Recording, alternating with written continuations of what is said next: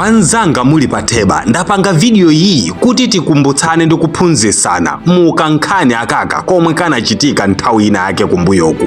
Ndili ndi ankolo anga dzina lawo Anamaphosa omwe ankakhala ndi banja lawo mokondwa zedi kamba koti anali ndi zinthu zambiri zowayenereza m'nyumbamo. Ana Anamaphosa ankageya maapozi, maspinachi ndi mayonnaise.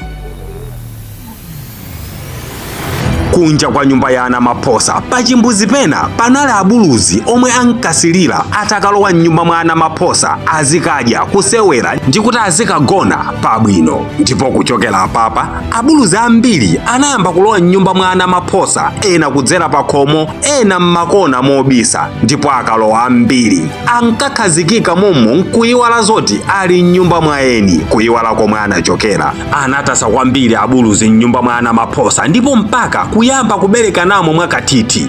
Ana Anamaphosa kungosiya chakudya pena pake, ena amaba nkunyambitamo. Ana akangonyanyala chokudya abuluziwa amayamba kuchidya, ndipo izi zinayambano kupereka mkwiyo kwa ana a m'nyumbamu. Ndipo tsiku lina ana a m'nyumbamu motsogozedwa ndi mwana woyamba kubadwa anayamba kuvutisa bambo awo Anamaphosa kuti abuluzi m'nyumbamu achuluka, choncho achitepo kanthu ngati bambo a m'nyumbamo. Ndipo bambo wadi anaganiza zochita kanthu nda abuluziwo. Analonjeza ana awo kuti awadikira alandire kaye salale yawo ku ntchito, ndipo pa 30 pa mwezi umenewo agula tameki ndi kuthana nda abuluziwo. Pa nthawi ankalankhula izizi nkuti abuluzi ena ankamveserera zoti tameki akubwera ali kutsogolo kwawo, ndipo anapita kukauza abuluzi ena za upandu omwe Anamaphosa ndi banja lawo ali nawo. Pofika pa 30 abuluzi ena changu anayamba kunyamula towayenereza nkumasamuka m'nyumbamo asanaone zoopsazo. Ndipo pomwe masiku ankapita abuluzi ankatulukadi okha posadikira kuti aonekaye zokhomazo. Ndiye kunala abuluzi ena omwe ankakhala m'maenje m'nyumbamo. Iwo ankawaseka azinzawo akutuluka m'nyumbamo kusiya maulemerero osiyanasiyana anali nawo m'menemo. Ndipo mpaka ena ankati ife muno sitingatuluke kamba koti Anamaphosa anena zotuluka. Iwo akadzayika tameki ife tizakhala tikudziwa zotayika tameki, ndipo sitizatuluka m'maenje athu. Iwo sangakwanise kulowa m'maenje ankateno masiku nkumapita abuluzi ena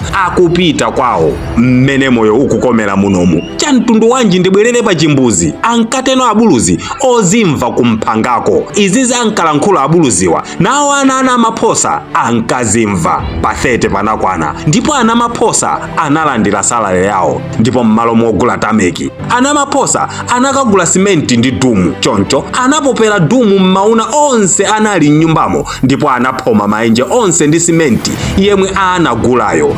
Abuluzi akuzenje analira mokweza kuma inali too late. Anabanika ndi dumu kusowa kotulukira, ndipo onse otsalawo anafera kuzenje konko. Koma abuluzi akumphangawa ngakhale anafa, koma anafa asanamvesese chinthu chimodzi kuti chamtundu wanji nyumba yonseyi malo ambirimbiri iwo akutithamangisiranji ife osalakwa.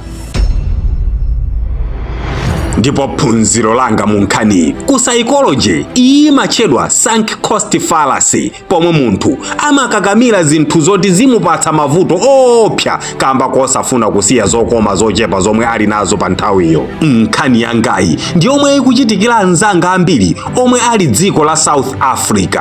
Nyumba ya Anamaphosa ndi manenalo ndiye dziko la South Africa lomwe akulamulira Ramaphosa, ndipo ana a Ramaphosa ndiwo eni a South Africa. Abuluzi ndife tachoka kwathu komwe sikwabwino nkupita kwa eni, komwe ati pakadali pano sakutifunanso kamba kazifukwa zomwe iwo akuziziwa. Zangoona kuvuta, koma zikafika papa timayenera kubwerera ku nyumba kaye mwina kutsogoloku nkuzachita kuyambira bwino titachionera kaye patali chobweracho. Nzika za South Africa musayiwale sizipanga zinthu moyesa. Anapha anthu 2008 komanso 2015. Nkhani zake zomwezi kodi mwayiwala kale? Musazilimbitse mtima zoti muli malo obisika m'nyumba mwaeni mulibe malo obisika, ndipo zoti ena ali pa malo obisika zimene zozo iwowo eni akumene koko akudziwa. Chonde bwererani pambuyo, musakhale ngati ku Malawi ndiye kulibeko moyo. Minda ilipo tizizalima. Moyo wanu ndi chinthu cha mtengo wapatali, sizoti wina wake azikupasa chiopsezo inu nkusautawisa. Ifa abuluzi anzanu tikadali pafupi ndi chimbuzi kuno ku Malawi konkuno pompaja tikupuma monga momwe inu mukuchitira kumene koko. Abale anu akadalipo ndipo amakukondanibeni. Musayike moyo wanu pa chiopsezo chifukwa kuluza inuyo dziko la Malawi lizaluza munthu odalirika.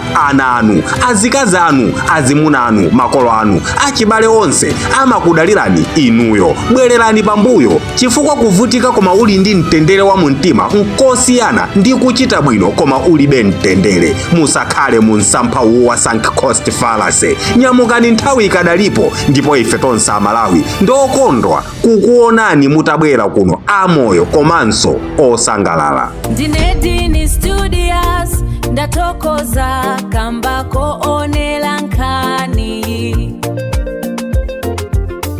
Musaiwale kupanga like, kuika komenti kuti timve maganizo anu. Komanso kupanga share